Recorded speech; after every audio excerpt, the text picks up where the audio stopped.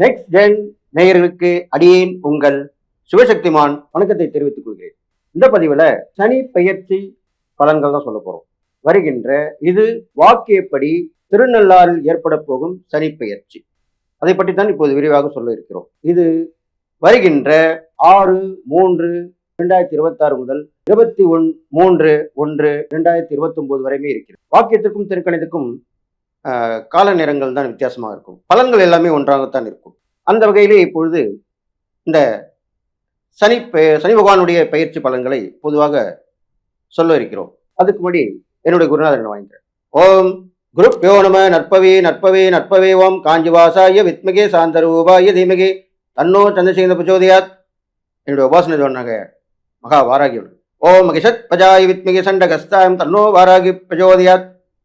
இப்போ இந்த சனி பயிற்சி பலன்கள் சொல்லும்பொழுது இது அடிக்கடி வருவதல்ல. கிட்டத்தட்ட ஒரு 2.5 வருடங்கள், சில நேரங்களிலே அது 3 வருடங்களாக கூட ஆகிவிடும். கடந்த முறை அப்படித்தான் ஆகினது. இப்பொழுதும் அதற்கு நெருக்கமாகத்தான் 3 வருடங்களுக்கு நெருக்கமாகத்தான் வந்து அமைகிறது.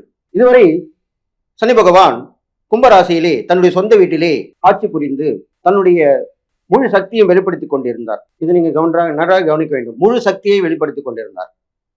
இப்பொழுது அவர் மீனராசிக்கு பயிற்சி ஆகிறார். மீனராசி என்பது தேவகுருவாக சொல்லப்படுகின்ற அந்த குரு பகவானுடைய ராசியாக அமைகிறது. அந்த ராசியிலே பயிற்சி ஆகும் பொழுது குரு பகவானுடைய பலனையும் சேர்த்து கொடுப்பார். அவர் எந்த வீட்டுக்கு செல்கிறாரோ அந்த வீட்டின் அதிபதியின் பலனையும் சேர்த்து கொடுப்பதுதான் வழக்கம். அந்த வகையிலே பார்க்கும் பொழுது சனி பகவான் காலசக்கர புருஷ அந்த 12 ராசிகளிலே பார்க்கும் பொழுது 12ஆம் ராசியாக இது அமைகிறது. அப்பொழுது 12ஆம் ராசியாகிய அந்த மீன ராசியிலேயே அவர் பயிற்சியாகும் பொழுது வெளியூர் வெளிநாட்டு வாய்ப்புகள், உள்ளூர் வெளியூர் வெளிநாட்டு தொடர்புகள் எல்லோருக்கும் மக்களுக்கு கிடைக்கும். மக்கள் மனமுகழ்ந்து வாழ்வார்கள். அவர் ரிஷபராசியை பார்ப்பதால், சுக்கிரனுடைய ராசியாக ரிஷபராசியை பார்ப்பதால் பெண்கள் குழந்தைகளுக்கு நல்ல வளர்ச்சி ஏற்படும். அவருடைய பிரச்சனைகள் தீரும். தங்கம் விலை ஏறி இறங்கும். வெள்ளி விலை ஓரளவுக்கு வந்து நிற்கும். இப்படியாக இருக்கப் போகிறது. அடுத்ததாக அவர் கன்னிராசியை பார்ப்பதால் புதனுடைய வீடாக இருப்பதால் நல்ல கல்வி வளங்கள், செல்வ வளங்கள், நீதி நேர்மை சத்தியம் தவறாத எல்லோரும் மக்கள் வாழப்போகிறார்கள். அதற்குண்டான பிரச்சனை நடக்கப் போகிறது. அதிலிருந்த மக்கள் எல்லோரும் வெளியே வந்து விடுவார்கள். நல்ல ஆட்சி அமையும். நல்ல மக்கள் எல்லா வளமும் நலம் பெற்று வாழப்போகிறார்கள். அடுத்ததாக தனுசு ராசியை பார்ப்பதால் அதுவும் குருவோட வீடுதான். அப்படி அந்த வகையில் பார்க்கும் பொழுது ஆன்மீகவாதிகள், மத போதகர்கள், ஜோதிடர்கள், ஆன்மீகத்தை தொழிலாக கொண்டவர்கள், இவர்கள் எல்லோருமே விழிப்புணர்வாக இருந்து மக்களுக்கும் விழிப்புணர்வு கொடுத்து நல்ல நிலைமை கொண்டு வரப் போகிறார்கள்.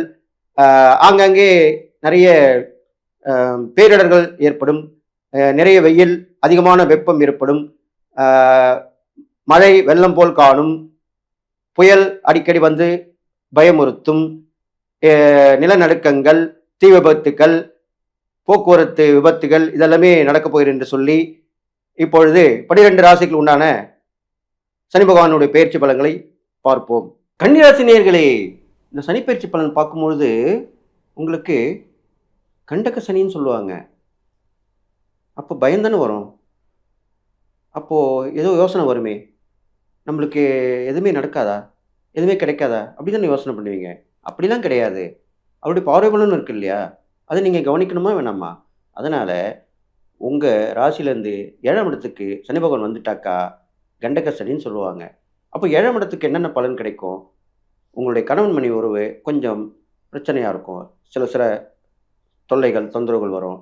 நீங்கள் ஒன்று சொன்னால் அவங்க ஒன்று சொல்லுவாங்க. ரொம்ப கவனமாக இருக்கணும். பேச்சில் நிதானம் தேவை, அதெல்லாம் முக்கியம்.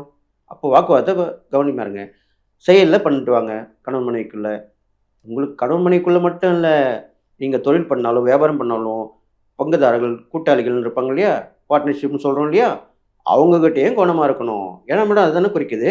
அப்போ கவனமாக இருந்து தானே ஆகணும். அப்போ சனி பகவான் நீதி நேர்மை சத்தியத்தை கொடுக்கக்கூடியவர் இல்லையா, அப்போது கணக்கு வழக்கெல்லாம் கரெக்டாக காட்டணும். அவங்களுக்கு கொடுக்க வேண்டிய லாபத்தை நீங்கள் கரெக்டாக கொடுக்கணும். நீங்கள் மறைக்கக்கூடாது. அவங்களுக்கு தெரியாமல் பதுக்கக்கூடாது. இதெல்லாம் பண்ணக்கூடாது. இதெல்லாம் பண்ணிங்கன்னா தான் கண்டிப்பாக சனி பகவான் தண்டனை கொடுத்துருவாரு. அவங்க வேலைக்கு போயிடுவாங்க. உங்களுக்கு கேஸும் போட்டுருவாங்க. உங்களுக்கு பிரச்சனையும் வந்துடும். இதெல்லாமே நடக்கும். அப்போது அவங்களுக்கு கொடுக்க வேண்டிய பங்கை கொடுத்துட்டிங்கன்னா ஒரு பிரச்சனையும் இல்லை. அதை நீங்கள் கவனமாக பார்த்துக்கணும். அதுக்கப்புறம் பார்த்தீங்கன்னாக்கா, உங்கள் ராசிக்கு 4ஆம் இடத்த பார்க்குறாரு இல்லையா? அப்போ என்ன நடக்கும்? வீடு கட்டினேன், முடியல. இடம் வாங்கி போட்டேன், அதில வீடு கட்ட முடியல. வண்டி ஒரு நல்ல வண்டியா வாங்கணும்னு பார்க்குறேன். ரொம்ப கஷ்டம். பழைய வண்டியே ஓட்டின்னு இருக்கேன். இப்படிலாம் தானே சொல்லிட்டு வந்தீங்க. அதெல்லாமே மாறும். என்ன மாறும்? புதுசா வண்டி வாங்கிடுவீங்க. பழைய வண்டிய எக்ஸ்சேஞ்ச் ஆஃபர்ல குடுத்துருவீங்க. இடம் வாங்கி போட்டிருந்தீங்கல்ல, அது வீடு கட்டுறதுக்கு உண்டான கண்டிப்பா கடன் கிடைக்கும். கரெக்ட்டா கட்டணும். இஎம்ஐ கரெக்ட்டா கட்டணும். அப்பதான் உங்களுக்கு சனி பகவான் உதவி பண்ணுவாரு. நீங்கள் தாமதமா கட்டினாலோ, ஏமாத்த நினைச்சாலோ தண்டனை குடுத்துருவாரு. உங்களுக்கு அந்த இடத்துல வீடு கட்டி பாதி கட்டியிருப்பீங்க. வந்து ஜப்தி பண்ணுவாங்க. உங்க மேல நீங்க பணம் கட்டினா தான் உங்களுக்கு வீடு உண்டா குடுக்கும் அப்படின்னு சொல்லுவாங்க. இதெல்லாம் வேணுமா? தேவையா? வேண்டாம். நீங்க கரெக்ட்டா கட்டிட்டு வந்தீங்கன்னா, உங்களுக்கு ஒரு பிரச்சனையும் இல்ல. அடுத்தபடியே லோன் கிடைக்குமே! அப்படிதானே சொல்றாங்க எல்லாருமே. கடன் குடுக்குறவங்களும் அப்படிதானே சொல்றாங்க. கரெக்ட்டா கட்டிட்டு வாங்க. அடுத்து லோன் வாங்கிக்கோங்க. சொல்றாங்களா? இல்லையா? அதுதான் நடக்கும். அதனால இது கண்டிப்பா நடக்கும்.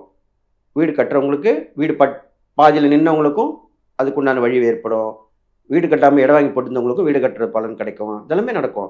ஆரோக்கியமும் நல்லதா இருக்க போகுது. டக்கு டக்குன்னு பார்த்துப்பீங்க. சின்ன விஷயமா இருந்தாலும் போய் பார்த்துங்க. கண்டிப்பா பார்க்கணும். கேர்லெஸ்ஸா இருக்கக்கூடாது. ஏன்னா, நேரம் காலம் சரியில்லைங்கும்போது ஒண்ணு ஒண்ணு பார்த்து தானே ஆகணும். பெருசான பிறகு நம்ம என்ன பண்ண முடியும்? அதனால கவனமா பார்த்துக்கணும். இதெல்லாம் செய்யணும். அது இல்லாமல் உங்க ராசியாதிபதி புதன் தானே! அந்த புதன் வந்து பெருமாள் அம்சம்னு சொல்லப்படுகிறார். பெருமாள் அம்சமா இருக்கும்போது, பார்த்தசாரதி பெருமாள் அவர வணங்கிட்டு வாங்க. அப்ப சனி பகவானுக்கு அது கொஞ்சம் பிரீத்தியா இருக்கும். அந்த தெய்வத்த சனிக்கிழமையில வணங்க வணங்க ரொம்ப விசேஷமான நற்பலன்லாம் குடுப்பாரு. சனியோட பாதிப்ப தடுப்பாரு. எல்லாமே செய்வாரு. சனிக்கிழமையில காகத்துக்கு உணவு வைங்க. அதுக்கப்புறம் மாற்றுத்திறனாளிக்கு உதவிட்டு வாங்க. நீங்களுமே துணிமணி குடுக்கலாம். தைத்த ஆடை ரெடிமேட் ட்ரெஸ் சொல்றோம் இல்லையா? அது கூட வாங்கி குடுக்கலாம். அவங்க அளவு குடுங்க. பக்கத்தில கடையா இருந்தா கூட்டின்னு போங்க. வாங்கி குடுங்க. சும்மா ஏனோ தானோ வழியில பொறுமாடி காசு போட்டு போறது முக்கியம் இல்ல. முக்கியமான பரிகாரம். இது மாரிலாம் இருக்கும்போது கூட்டின்னு போய் வாங்கி குடுக்கலாம். இல்லன்னா வாங்கின்னு வந்து குடுத்து இது பண்ணிக்கலாம். அவங்களுடைய அந்த புண்ணியத்த நீங்க வாங்கிக்கலாம். அவங்க வாழ்த்துவாங்க உங்கள. அந்த பிளெஸ்ஸிங்க நீங்க வாங்கிக்கலாம். இது மாரிலாம் செய்துட்டு வரலாம். தப்பு கிடையாது. அதுக்கப்புறம் பார்த்தீங்கன்னா, உங்க ராசிக்கு 9ஆம் இடத்தையும் பார்க்குறாரு இல்லையா? அப்ப என்ன நடக்கும்?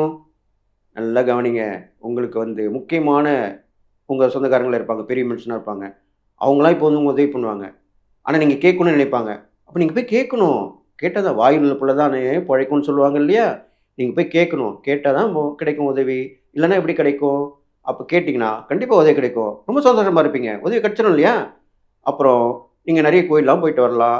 ஆ ஏற்கனவே வேண்டி விட்டிருந்தீங்கன்னா, அந்த வேண்டுதல நிறைவேத்திட்டு வரலாம். இது மாரிலாம் பண்ணலாம். தந்தையாருடைய உறவுலாம் இப்ப நல்லா வந்துரும் உங்களுக்கு.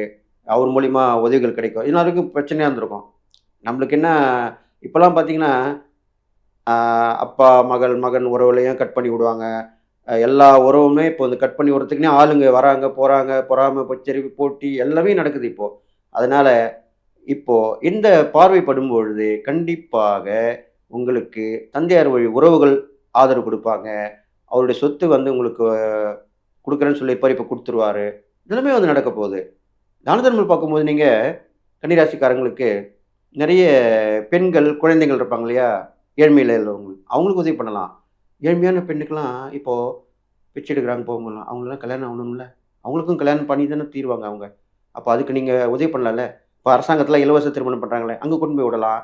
இல்லனாக்கா, கோயில்ல போய் சிம்பிளா பண்ணி குடுங்க. நீங்க உங்களால முடிஞ்சா ஒரு 10 பேர் சேர்த்து, அதுல வர வருமானத்த வச்சு, அந்த ஏழை பெண்ணுக்கு கல்யாணத்த பண்ணி வைங்களேன் கோவில்ல. யாரு வேணான்னு சொல்றது? அது எவ்வளோ பெரிய விஷயம்? அது பண்ணாலே உங்களுக்கு நல்லது நடக்கும். இது மாரிலாம் பண்ணிட்டு வந்தீங்கனாலே, இந்த சனி பயிற்சியில கன்னி ராசிக்காரங்களுக்கு வர கெடுபல் எல்லாமே, நீங்க பண்ற பரிகாரத்தினாலயும், தான தர்மம்னாலயும் ஓடோடி போயிடும். அதனால முக்கியமான நபராக இந்த சனி பயிற்சியிலே நீங்கள் திகழப் போறீங்க. எல்லா நலமும் பெற்று வாழப் போறீங்க அப்படின்னு சொல்லி வாழ்த்து விடைபெறுகிறேன். நன்றி. வணக்கம்.